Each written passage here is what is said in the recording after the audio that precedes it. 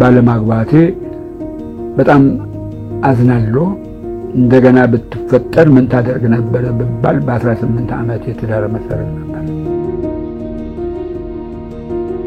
ሐቅን ወይ ደግሞ እውነታን ቁጭ የሚያደርግ ሰው ነው ሁልጊዜ ሰው በእንጀራ ብቻ አይኖርም ይላል ከእንጀራ ውጭ ሌላ ህይወት አለ ያንን ግን እየኖረው ይመስለኛል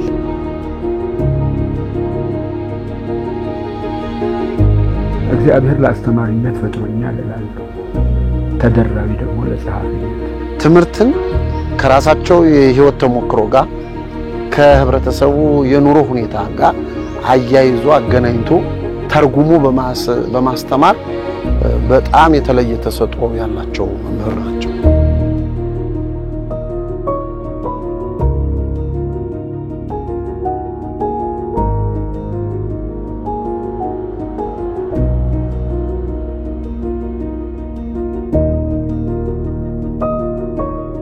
አንዳንድ ሰው አለ ከስራው ይልቅ ስሙ ቀድሞ የገነነ ደግሞ አሉ ለትውልድ የሚበጅ ቁም ነገር ቢያበረክቱም እንብዛም የማይታወቁ እኚህ ሰው ከነዛ ሰዎች መካከል አንዱ ይመስሉኛል መምህር ግርማ ይባላሉ በ1944 ዓመተ ምህረት በትግራይ ክልል አድግራት ከተማ ነው የተወለዱት የባለ ብዙ ተሰጥኦ ባለቤት ቢሆኑም አስተማሪነቱን በይበልጥ ስለሚወዱት መምህር ተብለው ሲጠሩ ደስ ይላቸዋል የአንደኛና የሁለተኛ ደረጃ ትምህርታቸውን በአድግራት ከተማ የተከታተሉ ሲሆኑ በያኔው ቀዳማዊ ኃይለ ሥላሴ መምህራን ማሰልጠኛ ኢንስቲትዩት ያሁኑ ኮተቤ የትምህርት ዩኒቨርሲቲ ደግሞ የአስተማሪነት ዲፕሎማቸውን በማግኘት ነበር የአስተማሪነት ጉዟቸውን የጀመሩት በትግራይ የተለያዩ አካባቢዎች 5 ዓመታትን ካስተማሩ በኋላ በዚያን ጊዜ ትምህርት ሚኒስቴር የተሻለና ጥራት ያለው የማስተማር ክህሎት ለማጎልበት ከየክፍለ ሀገሩ ሁለት ብቁ አስተማሪ እየመለመለ የትምህርት ዕድል ይሰጥ ስለነበር በትግራይ ከተመረጡት 2 አስተማሪዎች አንዱ ሆነው ተመረጡ የሚገባውን ስልጠና በብቃት አጠናቀው ሲጨርሱም ተመልሰው የህይወት ጥሪያቸው የሆነውን አስተማሪነት ዳግም በመግባት ነቀምት አድግራት አዲስ አበባና አስመራ በመዘዋወር በሙያቸው በርካቶችን አፍርተዋል ከ30 ዓመት በላይ በአስተማሪነት ሲያገለግሉ ቆይተውም የጋዜጠኝነቱን ዓለም በመቀላቀል በርካታ ስራዎችን ሰርተዋል ወደ ጋዜጠኝነት ሙያ የገቡበት አጋጣሚም እንዲህ ያስታውሱታል ከትምህርት ሚኒስቴር የተፈለጋለህ ተባልኩኝ ማስታወቂያ ሚኒስቴር አንዳንድ ጽሁፍ ጽፍ ነበር በትግርኛም በአማርኛም ስለዚህ ወደዛ ተዛወራለህ በፍጹም አልኳቸው አላደርገውም አስተማሪነትን እፈልገዋለሁ እኔ ፔዳጎጂን የተማርኩት አርት ኦፍ ቲቺንግ የማስተማር ጥበብ ስለዚህ ተማሪዎችን ያህል የሚወዱኝም ፕሮፌሽናል ነኝ በዛ መስክና እኔ ይሄንን አልለቅም አልኩኝ በባል እምቢ አልኩኝ አንድ ጓደኛ የነበረ ከአቶ በዓሉ ግርማ ጋር ጓደኛው እምቢ ያለን ጓደኛ አሉት የለም ግዴለም የሆነ ገንዘብ ጨምሩለት ትምህርት ማስተማሪነቱን ይወደዋል የሆነ ገንዘብ ጨምሩለት ትንሽ ጨምሩለት አለው 200 ብር ብንጨምርለት ይከፋው ሳልወድ ግን 200 ብሩ በጣም አጓጓኝ ምክንያቱም በዛ ጊዜ በሁለት ዓመት 20 ብር ነበር እርከን ደሞዝ የሚጨመረው እሺ ብዬ ገባው ትሬኒንግ ተሰጠኝ ማን ነበሩ አሰልጣኞቼ አንዱ አቶ ታደሰ ሙሉነህ የሚባል የኢትዮጵያ ሬዲዮ መስራችና ቅዳሜ እሁድ ምናምን ፕሮግራሞች በሙሉ የፈጠራቸው ታላቅ የሬዲዮ ምሁር ነበረ እሱ አንደኛው ሁለተኛው አቶ አያልነህ ሙላት ሶስተኛ አቶ በዓሉ ግርማ ሶስቱ ናቸው ያሰለጠኑኝ እና መጨረሻ ላይ ሊመድቡን ሲሉ አቶ በዓሉ ግርማና አቶ ታደሰ ሙሉነህ ሁለቱ አለመግባባት ላይ ደረሱ ምንድነው የሆነው አቶ ታደሰ ሙሉነህ በሬዲዮ እንድሰራ ይፈልገኛል ምክንያቱም አስመራ ሆኜ ብዙ ስለ አስመራ ስለ ኤርትራ ስለ ምናምን እየጻፍኩ ልክለት ነበር የጻፍኳት ጽሁፍ አንድ ቀን አድራ አታውቅም በፕሮግራማቸው ቀጣይ ፕሮግራማቸው ይጽፋል እሱ በጸሐፊነት ይፈልገኝ ነበር አቶ በዓሉ ግርማ ደግሞ እሱ በሬዲዮ ይፈልገኝ ነበር አቶ ታደሰ ሙሉነህ አቶ በዓሉ ግርማ ደግሞ በጽሁፍ ለጋዜጦቹ ማሳደግ ስለሚፈልግ ለጋዜጠኞቹ ይፈልገኝ ነበረ ፈለገኝ። እናም መጨረሻ ላይ ራሱ ይምረጥ ተባልኩኝ። ናይ እኔ ድምጼ ለሬዲዮ የሚሆን አይደለም፣ ጣቴ ግን ለመጽሁፍ ይሆናልና በጸሐፊነቱን መቀጠል እፈልጋለሁ አልኩኝ። በዚሁ ምክንያት እዛው ማስታወቂያ ሚኒስቴር ተቀጠርኩኝ። በእድሜም በጣም በልጠዋለሁ። በስራ ደረጃም እኔና እሱ ስንገናኝ እኔ ትንሽ አለቃው ነበርኩ። ስለዚህ እሱን ማየው ያየሁትም በጓደኝነት ብቻ ሳይሆን በጣም ብርቱና ጠንካራ የሆነ ሰራተኛ፣ ስራውን አክባሪ፣ ለቆመበት ዓላማ ታጋይ ሆኖ የተሰጠውን ስራ የተሰጠውን ሙያ በክብር የሚያካሂድ ትልቅ ሰው አድርጌ ነው እንደ ጓደኛ ሳይሆን እንደ ጥሩ ኢትዮጵያዊ ዜጋ አብረን ብዙ ነገሮችን እንደሰራን ትልቅ ሰው ነው ማየው።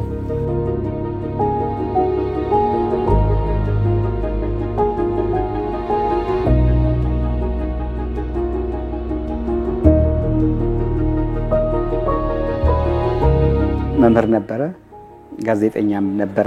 ብዙ በተለይ በጋዜጦችና መጽሔቶች በተለያዩ ድሮ የነበሩት ጋዜጦችና መጽሔቶች ላይ ብዙ ይጽፍ ነበረ። ከዛ ውጭ ደግሞ የታሪክ ተመራማሪም ነው፣ ደራሲም ነው። ብዙ መጽሐፍቶችን ጽፏል። ተርጓሚ ነው፣ የትርጉም ስራዎችም አሉት። ከዛ ውጭ ደግሞ በፔዳጎጂ በተለይ ሳይኮሎጂ ትምህርትም ሲያስተምር ነበርና ሁሉም ነገር ያካተተ ብዙ ነገሮች ያለው ሙሉ በኩል ይሄ የሚባል አባባል ሊገልጸው የሚችል ሰው ነው። ሌሎች ዩኒቨርሲቲዎችም የሳቸውን ኮርስ ወስጃለሁ። ሳይኮሎጂ ግን የቀን ተቀን ህይወታችን ላይ የህብረተሰቡ የቀን ተቀን ህይወት ጋር በተገናኘ መልኩ በሳቸው መልክ የሳቸው ትምህርት ላይ ነው የገባኝ። እዛ አስተማሪ ሆኖን የተዋወቅነው ግን ልዩ ቦታ ነበረኝ። በዚህ ብቃታቸው በዚህ ኳሊቲያቸው በተማሪዎች ዘንድ በጣም ይወደዱ መምህራን፣ በጣት ከሚቆጠሩ መምህራን ውስጥ ተማሪዎቻቸው ዝም ብሎ የአስተማሪና የመምህር አይነት ግንኙነት ብቻ አልነበረም ግንኙነታቸው። እንደ አባት ተማሪም እንደ ልጅ የአይነት ግንኙነት ነበራቸው። በጣም ነው የሚወደዱት። ዝም ብሎ አይደለም ያ መወደድ የሚመጣው፣ በስራ የመጣ እንደሆነ ይገባኛል። ብዙ ነገሮችን ዲቴል በጣም በረቀቀ መልኩ አንድ ባንድ ዘርዝሮ የሚያውቅ ስለሆነ ግርማዬ በዚህ መልኩ ስታየው በጣም ጥንቁቅ እና ጉዳዮችን ወይም የተነሳባቸውን ርዕሰ ጉዳዮች አጠናቆ አውቆ የሚያሳውቅ ደራሲ ጋዜጠኛ ነው። እሱ ለእውነት የቆመ ልጅ ነው። መምህር ግርማይ በንባብ የዳበረ ህይወታቸው ሁለገብ ባለሙያ እንዲሆኑ አድሏቸዋል። ለዚህም አንዱ ማሳያ የጻፏቸው መጽሐፍት ናቸው። ታሪክ ላይ ትኩረት ያደረጉ የጽሑፍ ስራዎቻቸው የራሳቸውን ስሜትና አተያየት ወደ ጎን በመተው የተለያዩ መረጃዎችን እንደ ማጣቀሻነት በመጠቀም ስለሰነዷቸው ጽሑፎች ቅሬታ ከማይቀርብባቸው ጥቂት ጸሐፍት መካከል እንዲሆኑም አድርጓቸዋል። ታሪክ፣ ባህል፣ ቋንቋ እዚህ ላይ ያተኮሩ ናቸው። እኔ ስጽፍ በተለይም ጋዜጣ ርዕስ መርጣለሁ። በጣም ስሱ ነኝ ለርዕስ እና አንድ ጊዜ ምን ብዬ ጻፍኩኝ፣ አዲስ ዘመን ላይ ራስ አሉላ ስንት ጊዜ ሞቱ አልኩኝ። ሰው ስንት ጊዜ ነው የሚሞተው? ያው አንድ ሞት ነው ያለው አይደለም? ስንት ጊዜ ነው ሞቱ ብዬ ምንድነው ነገሩ ያነሳሁት? ራስ አሉላ የ100 ዓመት ታሪክ ነው ያላቸው የቅርብ ጊዜ። ስለዚህ የእሳቸው የተወለዱበት ቀን፣ የተወለዱበት ዓመተ ምህረት፣ የተወለዱበት ቦታ ሳይቀር የጻፉ በሙሉ ወደ 20 ምናምን የሚሆን የተለያየ መረጃ ታገኛለሽ። ሌላ ላይ መጽሐፍት ላይ ተጻፈ። ለሰውዬ 100 ዓመት አላረጉም። ይሄን በዚህ 100 ዓመት ውስጥ የእሳቸው ታሪክ በግልጽ መጻፍ ካልቻለ ታሪካችን ተበላሽቷል። ይሄ አነሳሳኝና ለዚህ ነው ስማቸው ጸሐፊዎቹ ደራሲዎቹ የተሳሳቱበትን በመስመር አስይዤ እንዲህ አድርጌ ጻፍኩኝና አስመራ ነበርኩኝ ያኔ። ገና ሳያነቡት ብቻ ስንት ጊዜ ሞቱ ይሉኛል። አንድ ጊዜ አድዋ ዘመን የማይሽረው ድል የአድዋ ጦርነት ድል ብዬ ጽፌ ነበረ። ሳምንት በሙሉ አዲስ ዘመን አሁንም በተከታታይ ወጣ። ከዛና ወጣ ታትሞ ወጣ ተሰራጨ። አቶ እምሮ ወርቁ የሚባል የአዲስ ዘመን ዋና አዘጋጅ ነበረ። ስልክ ደወለልኝና አቶ ግርማይ አለኝ። አቤት። ዛሬ መቼም አንድ ትልቅ ባለስልጣን የአገር መሪ ሊሰጥህ የሚችል ሽልማት ተሰጥቷል እና ጎንበስ ብለህ እዛው ወንበርህ ላይ ሆነህ ተነስተህ ጎንበስ ብለህ ይህንን ሽልማት ተቀበለኛለኝ። ምንድነው እሱ ሳትነግረኝ እንዴት ነው? አቶ ጳውሎስ ኞኞ የኢትዮጵያ ብዙ ጊዜ የኢትዮጵያ ጸሐፊዎችን ጽሑፍ ብዙ አይቀበልም። ለአውራጃቸው ለቋንቋቸው ለምናምን እንዲህ ብቻ አድሎ አለ ይላል አቶ ጳውሎስ። ስለዚህ አቶ ጳውሎስ ኞኞ ይህች ጽሑፍን አድዋ ዘመን የማይሽረው ድል ብለህ የጻፍካት ጽሑፍ በጣም ወዷት ቢሮዬ ድረስ መጥቶ እባክህ አመስግንልኝ ብሎኛል። ከሱ ምስጋና ማግኘት እንደ ሀገር መሪ ማግኘት ነው አለኝ። እግዚአብሔር ይስጥልኝ አልኩኝ። አሁን አቶ ጳውሎስ ኞኞ በ1982 ዓመተ ምህረት አጤ ሚኒሊክ የሚል መጽሐፍ አለው። አጤ ሚኒሊክ እዚህ ላይ ሻሽ ምናምን አድርጎ የሳቸው እሱ የጻፈው ላይ 172 እስከ 173 ከዛው ጋዜጣ ከአዲስ ዘመን የወሰዳት በሙሉ ደስ ያለችውን አምጥቶ ቁጭ አድርጓታል መጽሐፉ። አብዛኛው በታሪክ ላይ ነው። የማውቀው ታሪክ አጋመ የማውን የሚለው ትልቁ አሁን መጽሐፉን አይተሽው ከሆነ በጣም እኔም አንብቤዋለሁ። በጣም እኔ ብዙም ማላውቀው በዛ አካባቢ ላይ ያለ ታላላቅ ተግባር የተከናወነበት አካባቢ መሆኑን የተገነዘብኩበት ስለሆነ አብዛኛው በታሪክ ላይ የተመሰረተ ስራ የሚሰራ ነው የሚመስለኝ። እንግዲህ ከግጥሞቹ ከአንዳንድ ስራዎቹ ውጪ እና አርቲክሎቹም የሚያወጣቸው የጋዜጠኝነት ስራዎች በሙሉ መሰረት የሚያደርጉት ታሪክን ይመስለኛል። በብዛት ጽሁፎቹ ታሪክ ነክ ናቸው። ለምሳሌ የአሰፋ ባህታ ካየን የአሰፋ ባህታ አፍሪካዎች ኪዌራ የሚለው አሰፋ ባህታ የተባለ ቀኛዝማች አሰፋ ባህታ ናቸው። በዛን ጊዜ በኢጣሊያ ወረራ ጊዜ መጀመሪያ አፍሪካዎች ኪዌራ ያስባላቸው የኪዌራን ታሪክ ከቾኮቬራ በፊት ከ60 ዓመታት በፊት የሰሩ ሰው ናቸው። ከሀገር ታሪክ ጋር ተያይዞ የተለያዩ መጽሐፎች እንደጻፉ አቃለሁኝ። ይሄንንም በተወሰነ ደረጃ ማለት ነው ታሪክ ቀመስ የሆኑ ሀገር ቀመስ የሆኑ መጽሐፎች እንደጻፉ አቃለሁ።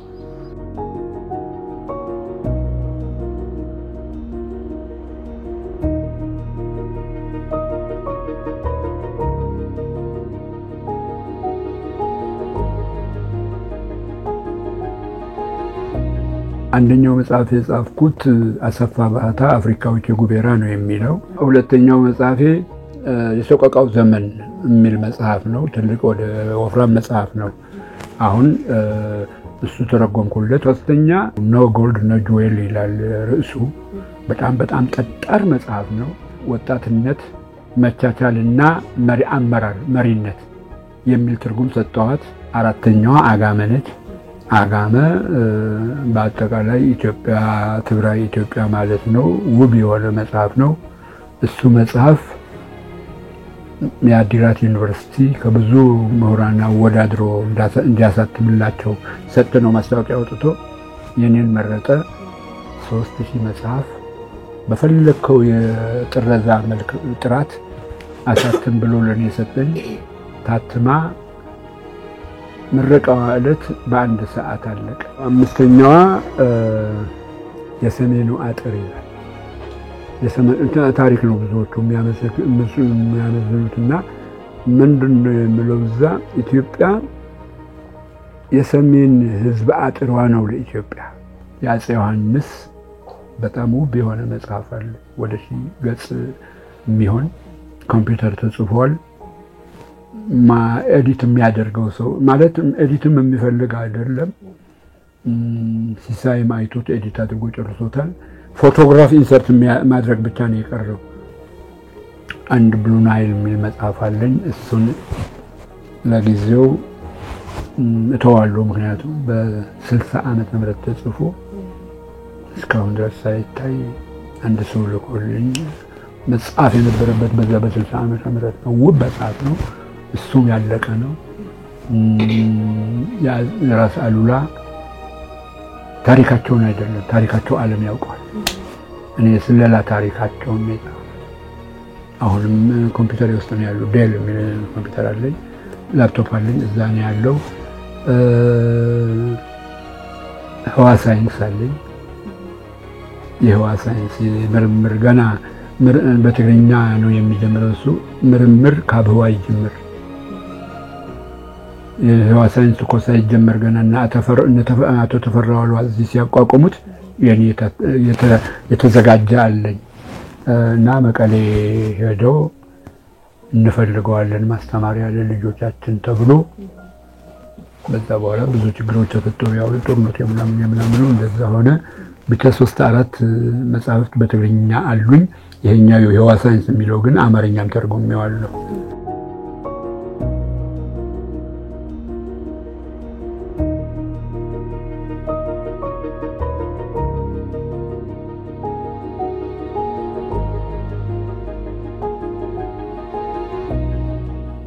እኔ ስጽፍ ኮት አደርጋለሁ። የሚያጠራጥራል ብዬ የማስበው እንዳለ በቋንቋው አስቀምጠዋለሁ። እዛ በቋንቋው በቅንፍ ትርጉም የተረጉማለሁ። ራሱ ግን ቋንቋውን እንደምን የመጻፊያ አካል አድርጌ እጽፋለሁ። ስለዚህ አንድ ሰው እኔን ተቃውሞ አቅርቦልኝ አያውቅም። የሾለ ብዕር ያለው ሁሉ ግን የሚፈልገውን ጽፏል ማለት አይደለም። ያ የሾለ ብዕር የሾለ ጦርነት የሚቀሰቅስ ሊሆን ይችላል። ያ የሾለ ብዕር የሾለ ጥላቻን በህብረተሰቡ ውስጥ የሚዘራ ሊሆን ይችላል። ያ የሾለ ብዕር ህብረተሰቡን የሚበጠብጥ ሊሆን ይችላል። ግን የግርማ የሾለ ብዕር እንዳልኩሽ ነው፣ አንድነትን፣ ፍቅርን፣ ኢትዮጵያዊነትን፣ ሰላማዊነትን የሚያስተጋባ ስለሆነ ብዕሩን ከዚህ አንፃር ነው የምናየው። መምህር ግርማይ እኔ የምወድለት ነገር ምንድነው? ራሱን ነፃ አድርጎ ነው፣ የራሱን ስሜት አይደለም የሚያንጸባርቀው ጽሁፎቹ ላይ ሲጽፍ የተለያዩ ማስረጃዎች ነው የሚያቀርብልሽ። ጀጅመንቱ ለአንባቢው ነው የሚተው። እንደ ጸሐፊ እሱ የሚያውቃቸው የሚገነዘባቸው ነገሮች ሊያንጸባርቅ ይችላል። ግን ከምን ተነስቶ? ከማስረጃ ተነስቶ።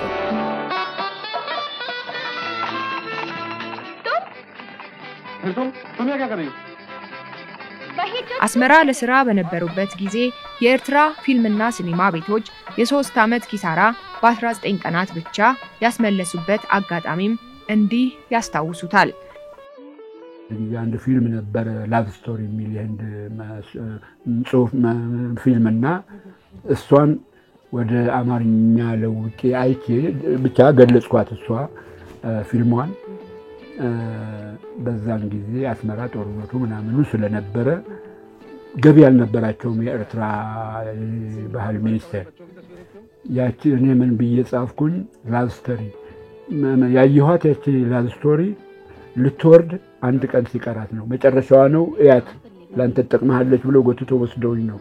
እና ሄጄ ሳያት እውነትም ወደድኳት። ጽፌ ወደ ጋዜጦች ላኩኝ። ላቭ ስቶሪ በተደጋጋሚ ልታይ የሚገባት ፊልም ብዬ ይቺ 3-4 ቀን ህዝቡ ወጥቶ አምጡልን እንደገና ይታይ ያኛውን ዝጉና የተጀመረው ይዘጋና ሳምጡልን ብሎ በጋዜጣ ወጣች። ልክ ጋዜጣ አንባቢዎቹ ደግሞ እንደ ፊልም አድርገው አነበቧት፣ አቀነባብረው በእውነት በግሩም ሁኔታ አቀነባብረው። ከዛ በኋላ ሬዲዮም ተሰማ። መጨረሻ ላይ እንዲከፈት ተብሎ ተወስኖ 19 ቀን በአብዮት ጥበቃ እየተጠበቀ ህዝቡ መግቢያ ተቸግሮ በ19 ቀን ከ19 ቀን በኋላ ተዘጋች። ለ19 ቀን ታየች። በዛ ጊዜ ከዛ የተገኘው ገቢ የኤርትራ የባህል ሚኒስቴር የ3 ዓመት ኪሳራ ሸፈነላቸው። በአንድ በኩል የደራሲያንን ክንፍ ሆኖ ደራሲያን ማህበር ክንፍ ሆኖ በሌላ በኩል ጋዜጠኛ ሆኖ ነው የሰራው እና ይህንን አሁን ያልሽውን ነገር ያከናወነው በዛን ዘመን ይመስለኛል። እና ምክንያቱም በደራሲነት የደራሲነት እንትን ሲኒማ ቤቱ ከኪነት ጥበብ ጋር የተያያዘ ስለሆነ በዚያ መልኩ ያገኘ ተቀናጅቶ የሰራው ስራ ነው። መምህር ግርማይ በነገር ሁሉ ለሀገር ዘብ የቆሙ ብርቱ ታጋይም ጭምር ናቸው። በ1983 ዓ.ም የደርግ ዘመነ መንግስት አብቅቶ የኢህአዴግ መንግስት ወደ ስልጣን ሲወጣ በሰዓቱ የደርግ ስርዓት መፍረስ ያስደነገጣቸው ወገኖች አንድነታችን አበቃለት የሚል ስጋት ባደረባቸው ጊዜ ኢትዮጵያ የማትፈርስ ጠንካራ ህዝብ ያላት ሀገር መሆኗን በጽሁፋቸው ደጋግመው በማስፈር ብርቱ ትግልን አካሂደዋል። ነታይም እነዚህ ብዙ ጊዜ ያነበብኩ ነው ያደኩኝ ከነሱ ጋር እና እነሱ የሚጠቀሙበት ስታይል ሁሉ እጠቀማለሁ። አሁን ለምሳሌ ኮይን የሚሉት ቃል አላቸው። ኮይን ሁለት የተለያዩ ቃላት ከዚህም ከአንደኛው ቃልና ከሁለተኛው ቃል ጋር አውጣጥተው መካከላቸው ያለ ጥሩ ቃል ይፈጥራሉ። አንድ ቃል አይደለም፣ አይታወቅም፣ ሁለት ቃላቱ ናቸው። እና እኔ እንደዛ አድርጌ የመጽሐፍም ሁሉ ባህል ነበረኝ። አሁን ይሄ ኢትዮጵያ ጉዳይ አንድነቱ እንዲህ ወዲያ ወዲህ እየተንሸራተተ ሲሄድ አብሮነት የሚል አንድ ቃል ፈጠ። የኢትዮጵያ ቋንቋ ሆኗል እንጂ አሁን አብሮነት የሚለው ቃል የኔ ቃል ነው፣ የኔ ፈጠራ ነው። እንዴት አድርጌ የፈጠርኩት? አብሮ በአንድነት መኖር ከሚል ቃል ነው ያወጣሁት ይሄን ቃል። መቼ 1985 ዓመተ ምህረት ያኔ በጣም ሆት ነበረ ጊዜው። ስለዚህ ይሄ ቃል የኔ ቃል ነው። የኢህአዴግ መንግስት ሲገባና የደርግ መንግስት ሲወድቅ ነው ያ ጊዜ። ስለዚህ ኢትዮጵያ ትገነጠላለች፣ ትከፋፈላለች፣ ይፈርሳል አንድነታችን የሚል አደገኛ ስጋት ነበረ። ስለዚህ አንድ ሙዳይ መጽሔት የሚባል ከ4 ሰዎች ጋር የኔ ነው ሙዳይ መጽሔት፣ ምናልባት ታገኙት ከሆነ ላይብራሪያችሁ። 4ኛው እኔ ነኝ። መጽሐፈ ሲራክ ነበረ፣ ተስፋዬ ብርሃኑ ነበረ፣ 4ኛ ነበረን። የአራታችን ነው ያ መጽሐፍ። በጊዜው በጣም ዝም ብሎ መንገድ ጎዳና ላይ ተቀምጦ ሳይሆን ከመንገድ እየተቀላለው ሸጡት የነበረ መጽሔት ነው። እዛ ጋር አንድ አምድ አድርጌ በየወሩ ነች የምትወጣው፣ እዛው ተወጣ ነበረ። ስለዚህ ይሄ በእጅጉ ያስፈልገናል፣ መገነጣጠል ትርፉ ይሄ ነው ምናምን የሚል ጉዳይ ነው። እሱ ቃል የኔ ሀብት ነው። በቅርበት የሚያውቋቸው ሰዎች ስለ መምህር ግርማይ በአንድነት እንዲህ ይላሉ። እሱ ለሀገር ጽኑ ፍቅር ያለው ታላቅ ሰው ነው ይሏቸዋል።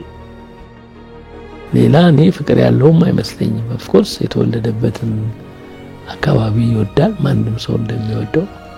ነገር ግን እኔ ግርማይን የምገምተው በልዩነት ላይ ያበበች፣ በልዩነት ላይ የተዋበች፣ በልዩነት ላይ የደመቀች አንድ ኢትዮጵያን የሚፈልግ ይመስለኛል። ሀገራዊ በሆነ ነገራቸው ላይ ምንም ከሀገራቸው በላይ የሚያስቀድሙት ነገር እንደሌለ እኔ ተረድቻለሁ፣ ተገንዝቤያለሁ። ሀገራቸውን የሚወዱ ምሳሌዎች ውስጥ በጣት የሚቆጠሩ ሰዎች ጥቀስ ቢሉኝ አንዱ ምጠቅሳቸው እሳቸው ናቸው። ሀገር ወዳድ ነው ስንል በአፍ የሚገለጽ ብቻ አይደለም፣ በስራዎቹ ነው የሚገልጻቸው። አገር ክብር ነው። አገር በእውነቱ መለኪያ የሌለው መተኪያ የሌለው ክቡር ምድር ነው እስካለን ድረስ። ስለዚህ ከአገር በላይ ምንም የለም። ስለዚህ የኛ የኢትዮጵያውያን ዋና መተሳሰሪያችን ገመዳችን ይሄ ሁሉ ለነጻነት ስንከፍለው የኖር ነው የኛው እትብታችን የተቀበረባት ስለሆነች ነች። መኖሪያችን ስለሆነች ነች። ቋንቋችን አንድ አይነት አንድ የሚያደርገው ቋንቋ ምንናገርባት ስለሆነች ነው። እኔ በሳቸው ጫማ አድርጌ ሳይ አገሬን እወዳለሁ ከምሉት እኮ አንዱ ነኝ እኔ። ግን በሳቸው ጫማ አድርጌ ሳይ ደግሞ በሳቸው ልክ ብዬ ስል ጥያቄ ይፈጥርብኛል ከራሴ ጀምሮ። በሳቸው ልክ መስዋዕት አደርጋለሁ ህይወቴን።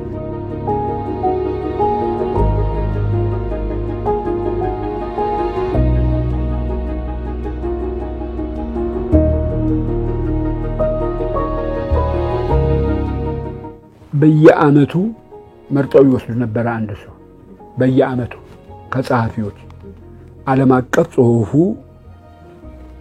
ትክክለኛ የሆነ ማለት ብቻ ጥሩ የሆነ ተገምግሞ በመሆራን ጥሩ ነው የተባለ የጽሑፍ ስታይሉ ደግሞ ደረቅ ዝም ብሎ ጽሑፍ ነው ወይስ ደግሞ ለስላሳ ነው እያዋዛ የሚሳብ ነው የሚል አይነት ጽሑፎች አሉ ይለያያሉና በዛ ጊዜ እኔ የተወሰድኩት ጽሑፉ ላይቭ ነው ጽሑፉ ይንቀሳቀሳል። በቀለ ብሎ ጽሑፉ ከሆነ በቀለ ሙሉ በሙሉ ይታየናልኛ ይንቀሳቀሳል የሚል ነው። እዛ በዚሁ ተመርጬ ተሸልሜ ራሻ ውስጥ ሄጃለሁ። ራሻን በሙሉ አይቻታለሁ።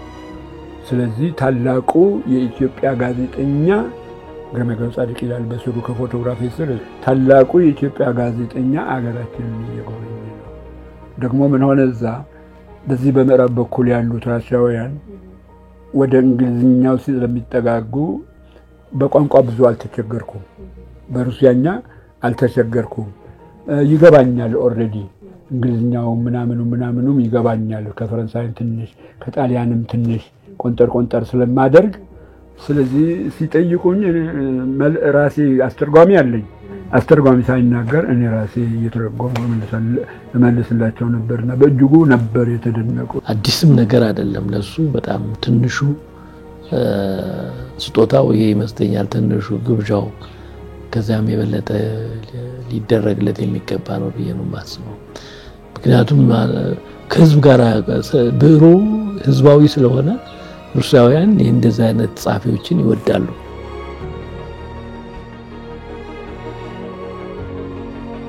እንትጮ ተማሪዎቼ መጽሐፍ ሸለሙኛል። መጽሐፉ እንትጮ አይገኝም ከአድዋ ገዝተው አምጥተው ነው። አንደኛው ፍቅር እስከ መቃብር ይላል። አፍቅሮ እስከ ህልፈቱ ትዳር መስርቶ ደስ ብሎት ይኑር የሚል ትርጉም ነው የሚሰጡት። ሁለተኛው ደግሞ ጋይድ ቱ ሜሬጅ ትላለች። ጋይድ ቱ ሜሬጅ ደግሞ የጋብቻ መንገድ ወይም መመሪያ ጋብቻ ያደረገ ሰው ምን መምሰል እንዳለበት ወይም ከጋብቻ እስከ በኋላ ያለው ታሪኩ ምን መምሰል አለበት የሚል ነው። ተማሪዎቼ ይህን ትርጉም ሰጥተው ነው የሰጡኝ። በህይወቴ ፌል አረኩባቸው ከምላቸው ነገሮች አንዱ እነዚህ ተማሪዎቼ የሰጡኝ ክቡር መጽሐፍት አለማሟለቴ አዝናለሁ። ልጅ የለኝም ማለቴ አይደለም። የእነሱን ትርጉም ግን አልያዝኩም። ከዛ በዛው እንትጮ በነበርኩበት ዘመን ጀምሮ ትዳር እንዲፈልጉ ነበር። እነሱን አላሟላሁላቸውም። ሶሪ ግን 2 ልጆች ወልጃለሁ። አንደኛዋ አዲግራት ነበረች። ብስክሌት ትወዳደር ነበረ። ብስክሌት ገጭቷት ሞተች። አሁን ከሷ አንድ ልጅ አለ፣ የልጅ ልጅ። እዚህ አዲስ አበባ የወለድኳት አንዲት ልጅ አለችኝ። እሷም 3 ልጆች ወልዳለች። ስለዚህ ለስሜ መጠሪያ የሚሆኑ አልጠፉም። ግን የነዛን የተማሪዎች ምኞት አለማሟለቴ አሁንም ቅር ይለኛል። እሱ ባለማግባቴ በጣም አዝናለሁ። እንደገና ብትፈጠር ምን ታደርግ ነበር ብባል በ18 ዓመት የትዳር መሰረት ነበር። ደግሞ ኑሮዬም ከአዲግራት፣ ግዜት፣ እንትጮ፣ አስመራ፣ ወለጋ፣ ነቀምት ብዙ ቦታ ላይ ዙረት ነው። ጋዜጠኛ ደግሞ እንደምታውቂው እረፍት የለውም፣ ወደ ሁሉ ነው። ጊዜው አልነበረኝም። ምናልባት አቋርጬም ማግባት ይችል ነበረ። ግን ልጆች ወንድሞች አሉኝ 3 እነሱንም አስተምር ነበርና አባቴ በ7 ዓመቴ ነው የሞተው። ስለዚህ እናቴ በመቀነቴ አድርጌ ለምኜም ቢሆን ልጄን አስተምራለሁ ብላ እዚህ ያደረሰችኝ። ለሷ ስል ውጭ መውጣት እንኳን በጣም ይቸገር ነበር። ስለዚህ ምክንያት ነው ማመካኘው ያለው እውነት ለመናገር ግን እንደዚህ ብዬ እስከ አሁን አለሁ።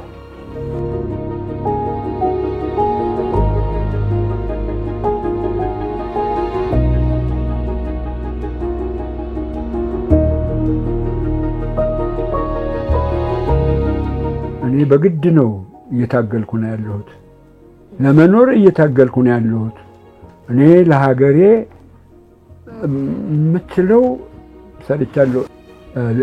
አማራጭ ስላጣሁ ነው ሜዳ ላይ ከማደር ጎዳና ላይ ከማደር እንዲህ አይነት ሰውዬ በእንዲህ አይነት ችግር እየኖረ ነው ተብዬ መኖሩን መረጥኩት። የማልፈልገው ግን ይሄን ይመስላል። ኑሮ ካሉት መቃብር ይሞቃል።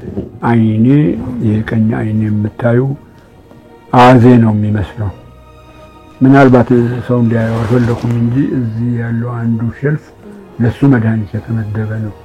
እቺኛዋ 1/4ኛዋ ነጭ የቀረችው እሷን ይዤ የምሄደው በአንድ በኩል መንገድ እንዳልደናቀፍ በሌላ በኩል መድኃኒት እንደዛ እንድትሰጠኝ ነው።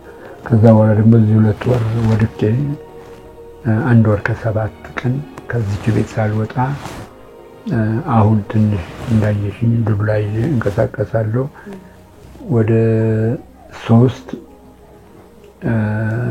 ፊዚዮቴራፒ ቤቶች እየታከምኩ ነው ያለሁት። ትንሽ አሁን ዱላ ይዤ እንደዚህ መንቀሳቀስ ይችላል። ቢያንስ አንድ ለኔ የሚመጥን ቤት ይሰጣል እመኝ ነበረ። ባገለገሉት ልክ የአገልግሎት ክፍያ ሀገሪቷ አልከፈለቻቸውም ከሚባሉ ሰዎች አንዱ ናቸው። በእኔ አምሮ የቀበሌ ቤት ውስጥ ይኖሩ እንደነበር ከሰማው በኋላ የተሰማኝ ስሜት ይሄ ነው። ለእውነት የሚቆሙ ሰዎች ተጠቃሚ ሳይሆኑ ይቀራሉ። ከነሱ ውስጥ አንዱ ግርማይ ነው ብዬ ወስዳለሁ። ግርማይ ምንም ሀብት የለውም፣ የሰው ሀብት ግን አለ።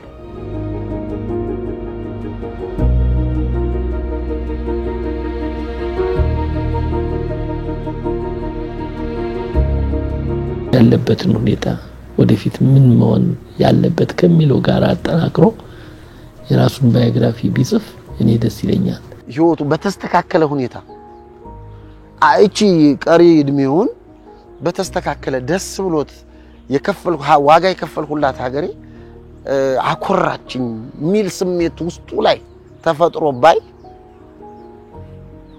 እኔ በቃ ከዛ በላይ የሚያስደስተኝ ነገር የለም።